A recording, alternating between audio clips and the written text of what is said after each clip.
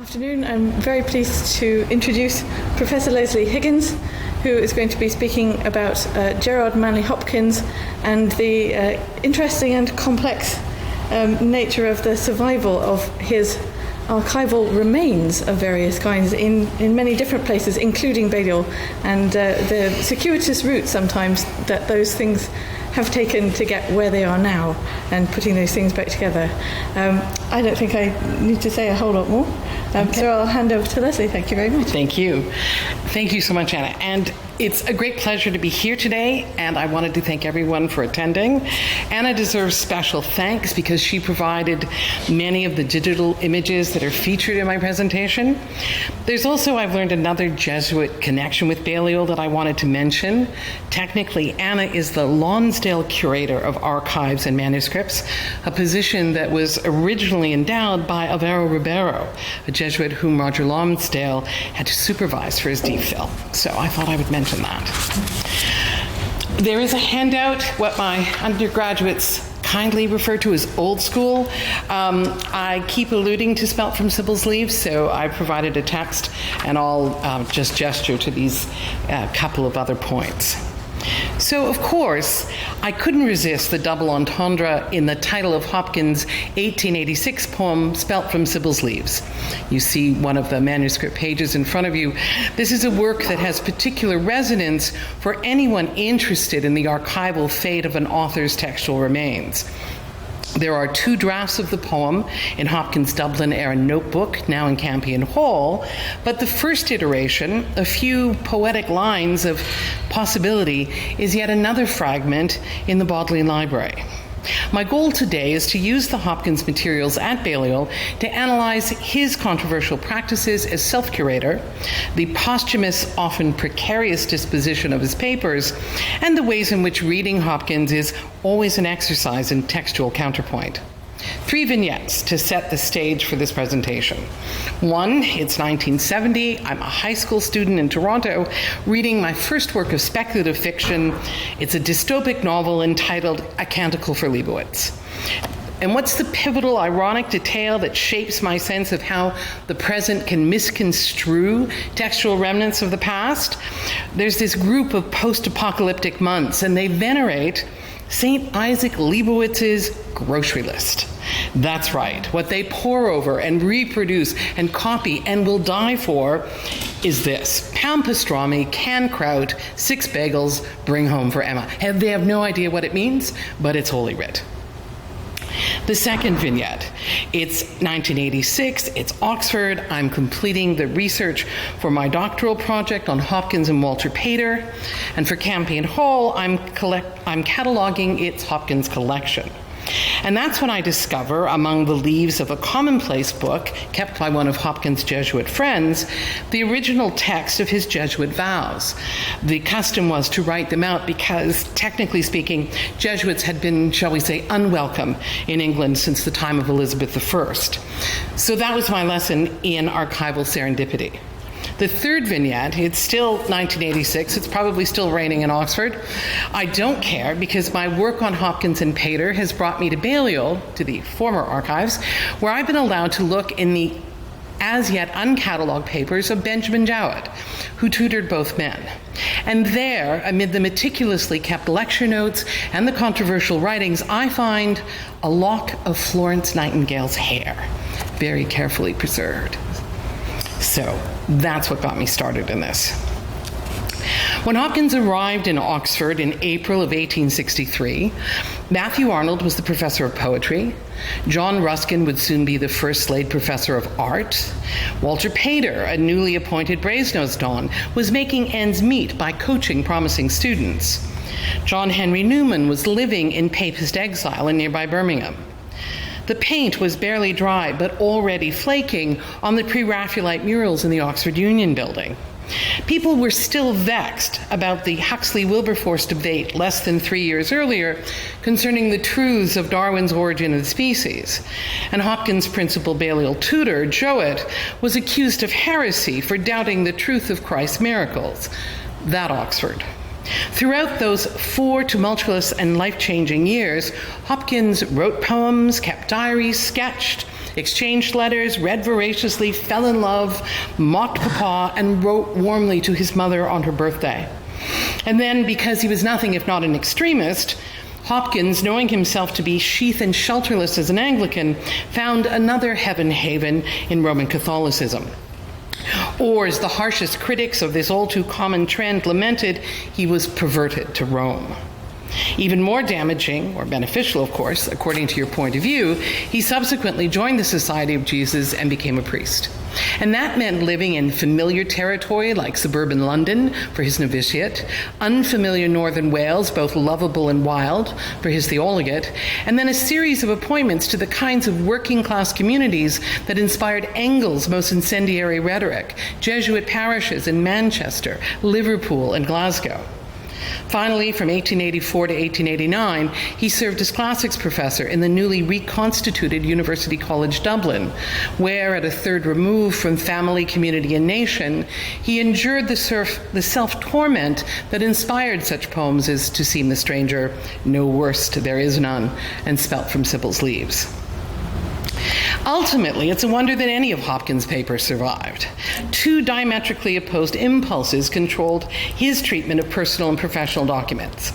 On the one hand, the desire to archive everything, even if it meant repeatedly moving things from one city to another, and the occasional desire to burn all traces of what he had written.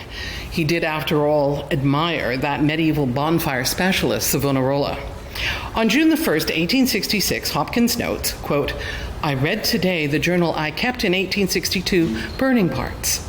In May 1868, having resolved to become a Jesuit, Hopkins subjected his poems to a ritualistic slaughter of the innocents, but not all of his early manuscripts were annihilated.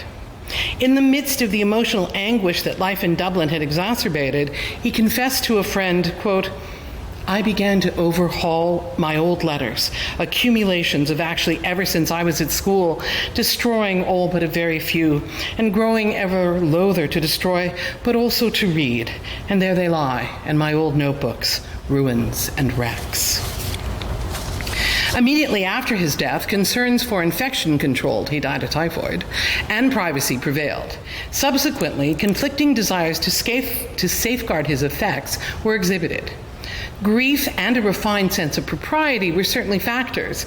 His mother, Kate Hopkins, informed a correspondent that all the letters Gerard received during his illness were brought to her to look over and destroy. When Robert Bridges asked the Jesuits for Hopkins' papers, Thomas Wheeler, father minister of the Dublin community, tried to comply. Because Hopkins, quote, "gave no instruction about preserving or destroying them, I cannot fancy what he would have wished to be done with them. As for myself, I looked at a hurried way through his papers, but cannot say that I read any of them. Letters which I recognize by your writing or initials, I set apart to forward.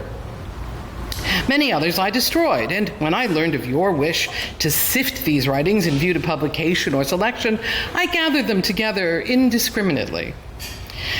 Thus, Bridges took possession of poems, letters, and, as he informed Hopkins' mother in October of 1889, a bundle of what is practically worthless, old examination papers, schemes for discovering the structure of Greek choruses, etc., etc., which could be of no use to anyone but the writer.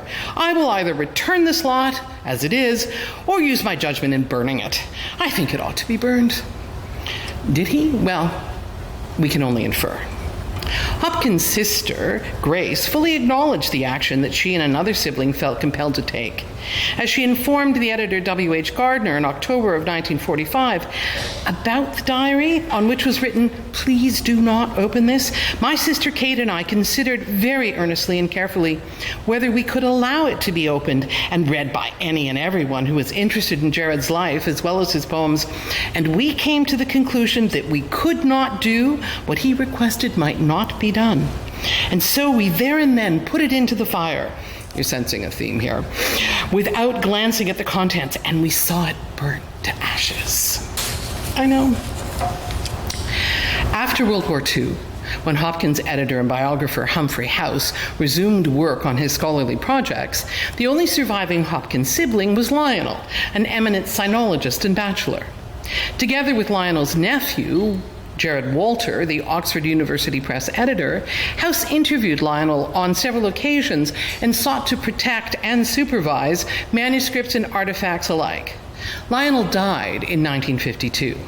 I found among Humphrey House's research notes the following undated list of queries, and this is reproduced on your handout. Questions to ask executors. 1. Open 2 bottom drawers of writing desk in dining room. 2. Open secret drawer of portable secretaire on writing table in dining room. 3. Go through all rooms in house, including box room, cellar, outhouses, etc. 4. There should be somewhere more of Manley's big shiny quarto notebooks. Manley was Hopkins' father. Hopkins' letters to his father, manuscripts of Manley's novels, etc. Incised bonds, maybe in desk drawers. There's no way of knowing if the questions were ever asked or answered. But we realize that the list represents our collective desire to pry and to preserve, to covet and to collect, to seize the past and organize it for the future. The next generation of Hopkins family members were preservation-minded for reasons both sentimental and monetary. Beatrice Hopkins Handley-Derry, daughter of Gerard's brother Arthur, and the one niece or nephew who had a personal relationship with Uncle Gerard, inherited the sketchbooks that she subsequently bequeathed to Balliol that you'll see after the presentation. Her son Lionel, or Leo Handley-Derry, eventually sold his portion of the Hopkins archive to Boston College. Gerard Walter sold his inheritance to the Bodleian. In 1976, Robert Bridges' grandson, Thomas, 2nd Baron Bridges, deposited with the Bodleian the Hopkins holograph poetry albums that his grandfather had so faithfully maintained. Technically, they are still owned by the Bridges family. This is actually a photograph of the inside of Hopkins' room in Dublin. Turning back to Father Wheeler, he was less than thorough, it turns out, when cleaning out Hopkins' room in Dublin. Some of Hopkins' papers passed into the hands of Father Henry Brown, Hopkins' successor in the chair of Greek. Others, to quote House, stayed in the drawers of Hopkins' desk, where they were seen long after his death. It seems that people then borrowed whatever interested them, and often kept it. No adequate steps were taken to keep the papers safe, or even to put them together in one place. Some of the papers were reclaimed by Father Joseph Keating, who had known Hopkins. In 1909, Keating shrewdly put an advertisement in the Jesuits' in-house periodical, Letters and Notices, asking people to surrender their manuscript keepsakes. One priest advised Keating that Hopkins' former provincial, or head of the society in Ireland, quote, didn't seem to care a straw about the papers. Another priest, James O'Donoghue, promised, quote, to persuade Father MacLeod to send you the 2 volumes of diary at once, on the ground that an intimate study of them is necessary for the memoir that Keating was planning. The latter was used to preface the publication of Hopkins' nature writings in the Month, the Jesuits' public journal.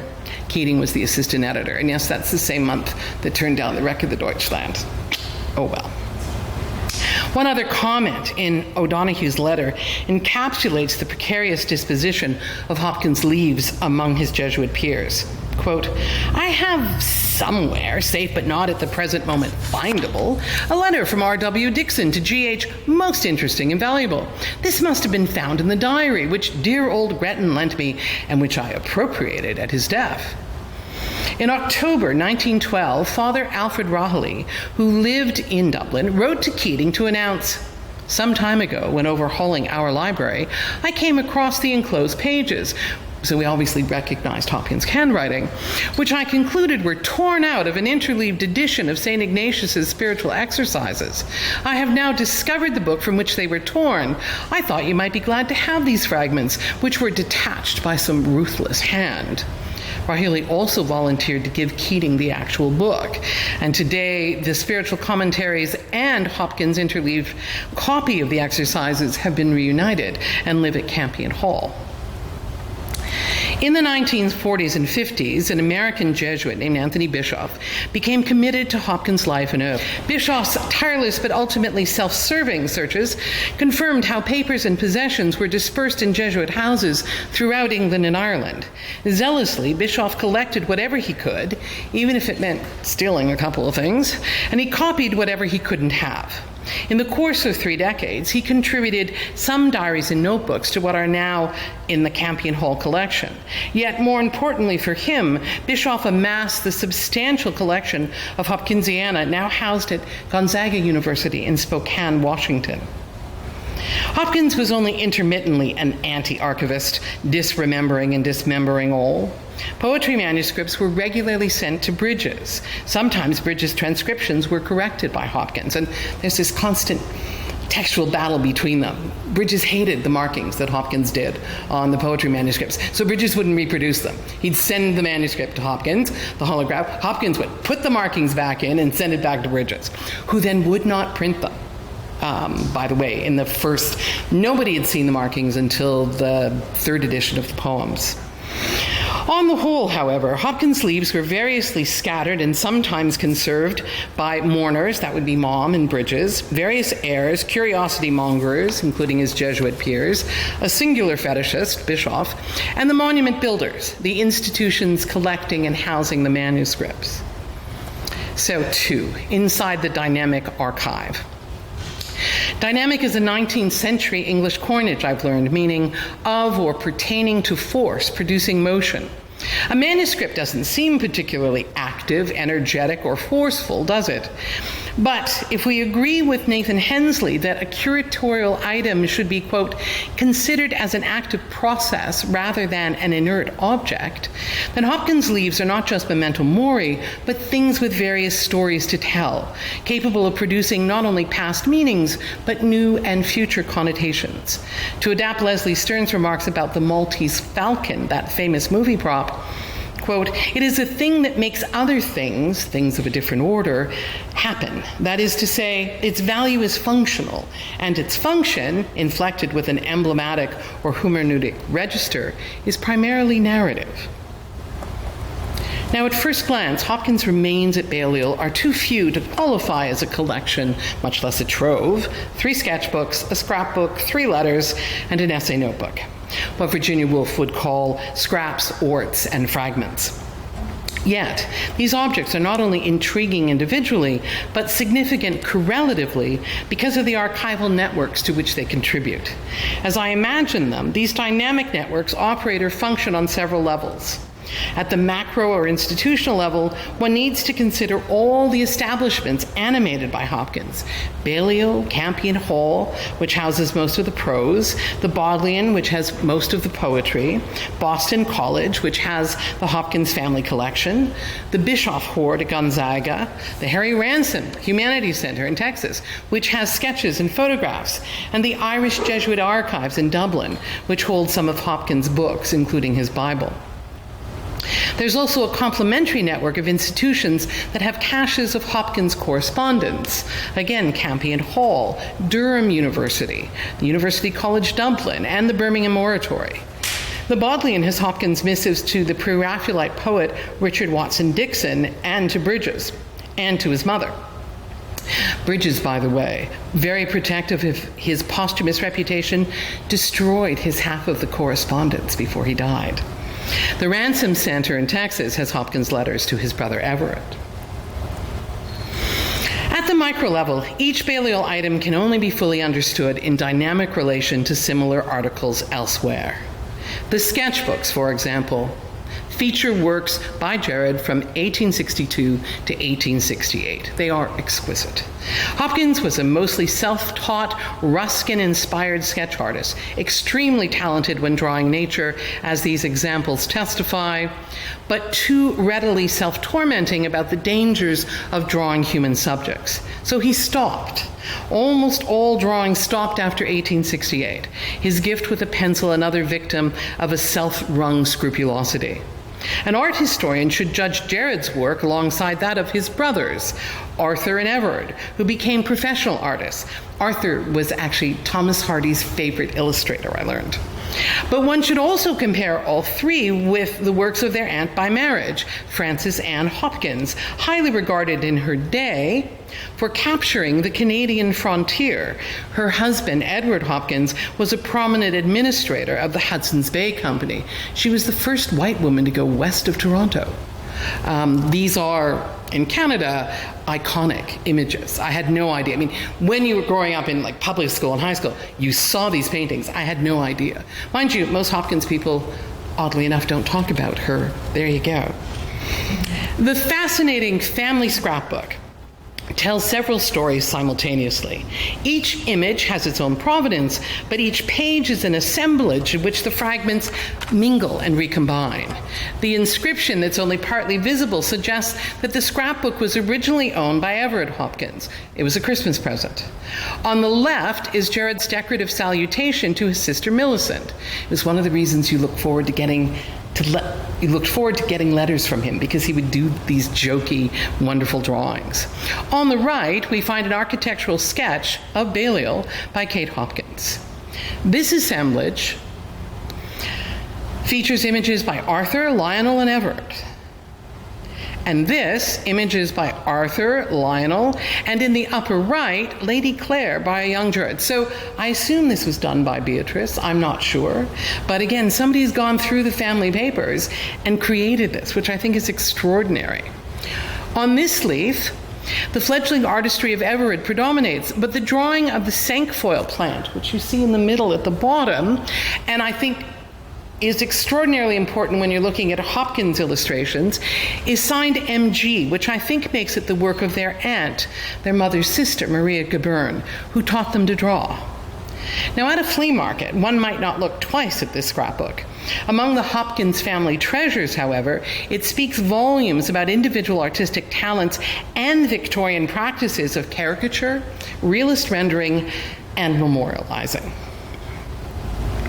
There are 3 letters, 2 personal, 1 business. The June 1868 letter to Reverend Professor Henry Wall, Balliol College bursar, seems wholly practical. You know, one of the, shall we say, lighter leaves from the oracle that could have been lost without consequence. But maybe not. This letter taught me a great deal about, what I take for granted. Hopkins is asking Wall to settle up his battles or accounts. As soon as Wall re-examines the charge, an entire £1, a quote, for the bedmaker. I mean, we wouldn't want the young man to be making his own bed, would we? I mean, he had things to do. How very different, of course, from the lengthy letters, the extraordinary letters describing Hopkins' initial love affair with Oxford, or the sublimity of the Swiss Alps, or the missives in which he explains his theory of poetic rhythm. It's not one of those.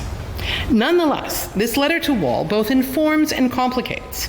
Hopkins finished his Greats exams in June 1867, after which he went to Paris for a few weeks. Why on earth are his Balliol accounts still open a year later? And why didn't he graduate until the 29th of May, 1868? Could it be because the Hopkins who matriculated at Oxford in April 1863 and signed the 39 Articles of the Church of England inconveniently converted to Rome in October of 66, and administrative decisions had to be made about allowing him to take his degree? The letter to Wall also reveals, incidentally, the extent to which the breach with his parents, occasioned by his conversion, had been mended. In October 1866, Kate Hopkins poignantly expresses their, quote, love and sorrow about their son's drastic decision. And she ends her letter with an anguish that's palpable. "Oh, Gerard, my darling boy, are you indeed gone from me?" Apparently not. In June 1868, Gerard was again living at the family home in Hampstead, and, quote, this is from the letter, "While I am writing, my father bids me ask you to send the bills to him instead of me, so that they may be paid at once." So those hoping for non-stop melodrama in the Hopkins family are going to be disappointed. In September 1868, Hopkins joined the Society of Jesus. Letters to his family were subsequently intermittent, but the lines of communication were definitely secure. In 1963, this black-covered essay notebook was given to Balliol by Campion Hall to mark the centenary of Hopkins' undergraduate career. It speaks volumes, as I will explain, about the college's intellectual life and political strife. Hopkins used the same style of unruled notebook for all of his weekly assignments, 8 sets of which survive, and for other Oxford work. When were these essays in D2 written? Inconveniently for me. It's not like Hopkins kept careful records. It's just a notebook. There's internal evidence that suggests winter and spring 1865. Verbal parallels between the third essay, Poetic Diction, and the Platonic dialogue that Hopkins did date 12 May 1865 indicate that this essay, which was written first, became the catalyst for the polished dialogue. In the 6th essay, The Life of Socrates, Hopkins draws analogies between the Greek philosopher and Savonarola. He had been reading Villari's biography of Savonarola in 1864, and he refers to the Italian several times in his diary in the early part of 1865. References to St. Francis of Assisi and St. Ignatius Loyola in the essay, and an expressed concern with what Hopkins calls the sanctity of life, reflect his spiritual preoccupations at that time. Among the notes that he took during Jowett's lectures on the Republic in Hilary term of 1865, they're recorded elsewhere, one finds the question, what gave rise to the sophists? Their position was education rather than philosophy. This is the issue that Hopkins tackles in the 4th essay in this notebook, The Sophists. What Hopkins liked to call Joetry also plays a role in this notebook. Thanks to the Jowett archive, we know that he frequently rewrote lecture outlines and explored new avenues of inquiry, but his headings for these notes are very consistent. In a bound notebook by Jowett entitled Notes and Lectures, chiefly in Greek philosophy, the prefatory subheads listed by Jowett parallel to a remarkable degree the essay topics in this notebook and one other. It was one of the gifts when I was doing the work. It was as if Jowett knew someday somebody was going to come looking. It's all beautifully organized. And it is in the spirit of Joetry that Hopkins observes of Plato. This is where he sounds most like his tutor. He was the last of the great creative minds of the golden age of Greece. Up till then, the creative impulse had, as it does when pleased with its own health and strength, expressed itself in definite results, concentrated in the grace and limit of a statue, in architectural proportions, all the conditions of which were present, or in the calculable counteraction of 2 speakers in a play. As this began to wear out, the reflective and melancholy spirit arose, the passing beyond the limits and proportions, the feeling for the infinite and the suggestive. Euripides expresses this, but Plato seems to receive the wave of this new spirit. I mentioned that this seemingly innocuous notebook speaks volumes about Balliol's internecine strife mid-century. To oversimplify, Robert Scott, whom you see on top, was the college master, but Jowett was the celebrity, both positively and negatively. Positively for his work on university reform, his skills as a lecturer, and the careful way in which he mentored students, among them John Addington Symonds, Walter Pater, and Charles Algernon Swinburne. Jowett was nothing if not eclectic in his tastes in his students. Negatively, and beyond the Towery City, Jowett was infamous for contributing to essays and reviews. Innocuous title, one of the most incendiary books of the 19th century, published in 1860, which more than one critic denounced as heretical. Jowett was also infamous for insisting that as the university's professor of Greek, he should be paid more than £40 per annum. The stipend had not changed since the 16th century, but only in 1865 was it increased to £500 per annum. Within Balliol, Scott, in 1854, an uncontroversial candidate, had been named master instead of Jowett. Jowett, like a latter-day Achilles, retired to his tent and avoided the common room, but schemed, and subsequently used the elections of new fellows to tip the balance of college power in his favor. And we know this because he wrote regularly to Florence Nightingale and gave her a blow-by-blow of every power play in the college. Every slight he felt, every wrong, every triumph, it's there in the letters. To quote Jowett's biographers, the atmosphere in college was strained in the 1860s. The contention was acute and undisguised. So how does this matter in terms of Hopkins' notebook? The essays were written for Jowett, but he never initialed the students' work. I've gone through a lot of essays, and he never did it. But 3 of these essays were also vetted by Scott, perhaps as part of the weekly essay meeting with the master, perhaps also as a means of monitoring a Jowett student, shall we say. The 5th essay, The Position of Plato to the Greek World, was initialed by T.H. Green, another Jowett protege. Green was only an instructor in 1865, what we would call a contract person. He didn't become a Balliol tutor until the death of James Riddell in September of 1866. Also, because of Jowett's presumed apostasy, Balliol students were targeted for special treatment by Christ Church's Henry Perry Liddon, whom you see below Jowett, a Pusey protege and self-appointed defender of the High Church movement, and perhaps the person imaginably I least like in the entire 19th century. Now, how do we know this, that he targeted Balliol students? Because he wrote it in his diaries, of course, and from 3 effective pernicious strategies. Liddon prevailed upon other students to encourage Hopkins to attend weekly biblical lectures. He persuaded Hopkins to skip Jowett's lectures in order to meet with him. Of course, Hopkins obsesses about it and writes it in his diary. And he also convinced Hopkins to practice written and auricular confession for more than a year.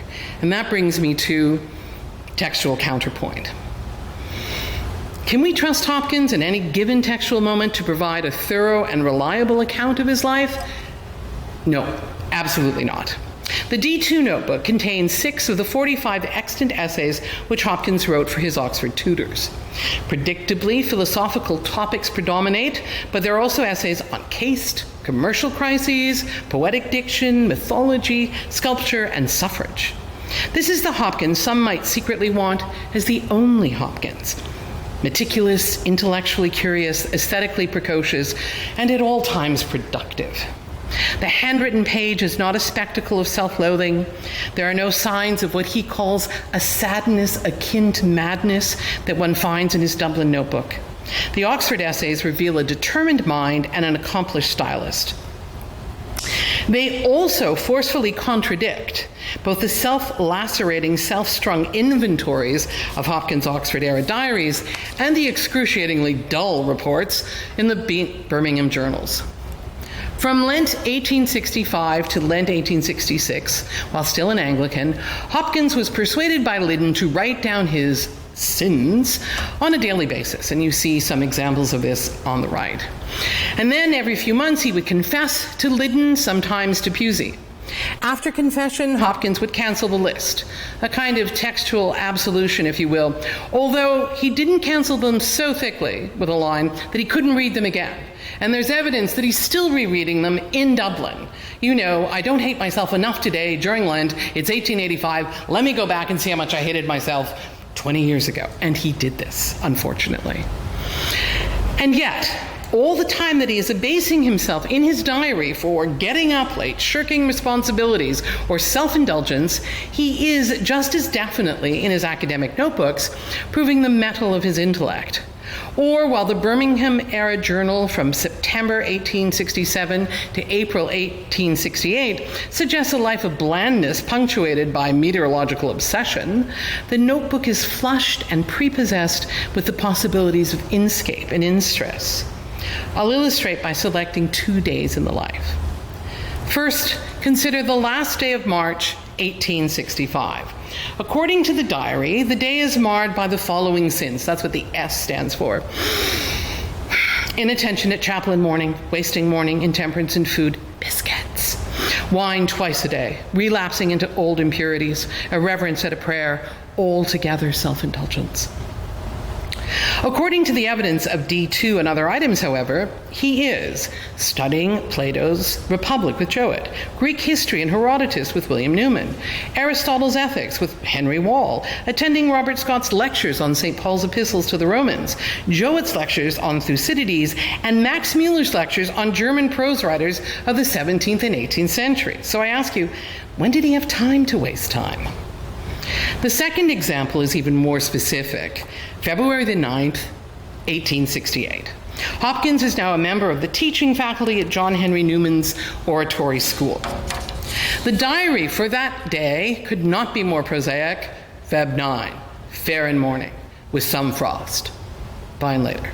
A little alliteration, but that's all he's given you. Hopkins won't even take the time to mention what day of the week it is. It's a Sunday, as it turns out. Nor does he mention a piteous story of the sea then unfolding in the newspapers regarding the wreck of an American schooner. Of course, we want him to notice these things. He wrote the wreck of the Deutschland. He wrote the loss of the Eurydice. He probably did. It's not like he's writing it down. There is a letter to a friend, finished 3 days later, that includes the following admission. I must say that I am very anxious to get away from this place. I have become very weak in health and do not seem to recover myself here or likely to do so. Teaching is very burdensome, especially when you have much of it. I have not much time and almost no energy, for I am always tired, to do anything on my own account. If we turn, however, to the D12 notebook, we find a writer fully in charge with the possibilities of words. And this is on your handout. This is item D. All words mean either things or relations of things. You may also say, then, substances or attributes, or again, wholes or parts.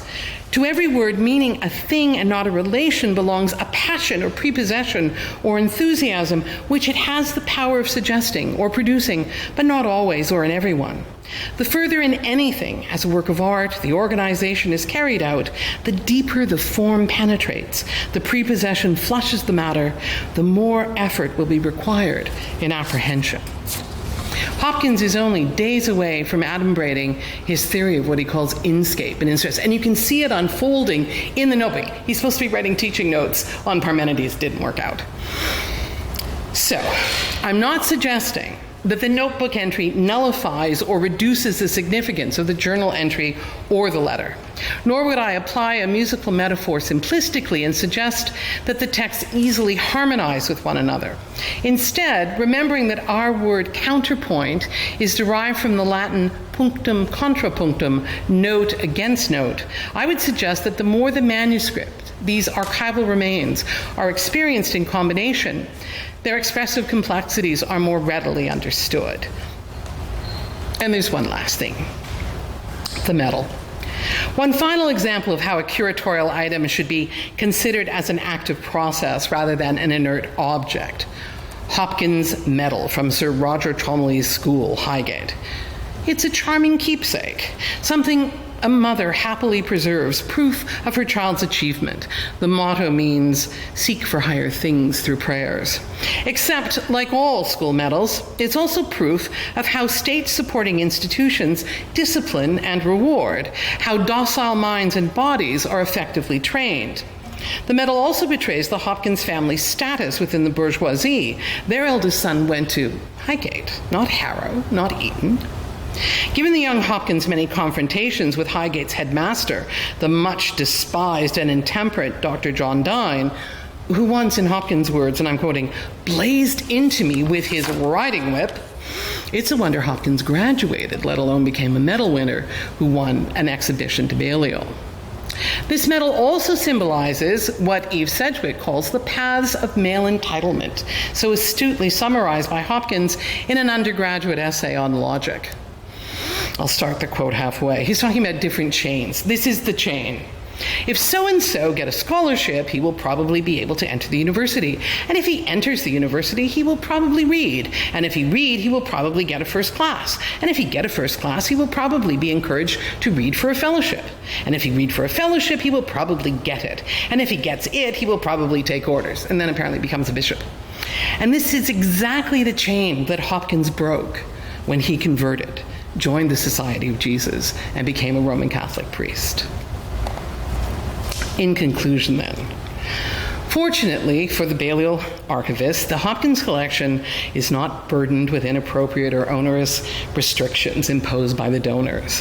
The sketchbooks don't harbor drawings of nude males. The letter to Wall doesn't expose oddly like secrets. The notebooks showcase academic prowess, not the diary's display of an emotional rack where, to quote Hopkins, thoughts against thoughts in groans grind. I've asked you to consider Hopkins' archival remains as dynamic objects and processes that demand new interrelational definitions and explanations. This particular account of who saved, sold, treasured, or trashed what not only suggests how the quotidian became the coveted, but how we respond individually and institutionally to the mutability of things. What the archive preserves is that which survives a series of displacements, from the letter desk to the recipient, perhaps, from the mind to the page to the academic scavenger to the fascicle made of acid-free paper. Many critics have remarked on Hopkins' propensity to treat words as things, having their own particular inscapes, and like everything else in creation, having the incarnational stress of the word, which, to quote Hopkins, heaven and earth are worded of, worded by. And just as words are charged with meaning for Hopkins, so too his textual remains, in association with others, become part of larger circuits of possible meanings. To quote Nicholas Thomas, objects change in defiance of their material stability. The category to which a thing belongs, the emotion and judgment it prompts, and narrative it recalls are all historically refigured. Archives, in other words, actively participate in the histories of their collections. They are institutions that embody culturally sanctioned practices of display and spectatorship. They minister to the past and participate in the creation of present and future symbolic capital and value. If we look closely enough, we can see how this archive, and you'll have a chance to see when I finish, is both a hearse of all and a home of all. And if we listen attentively, we might even hear what Wallace Stevens terms ghostlier demarcations, keener sounds. Thank you.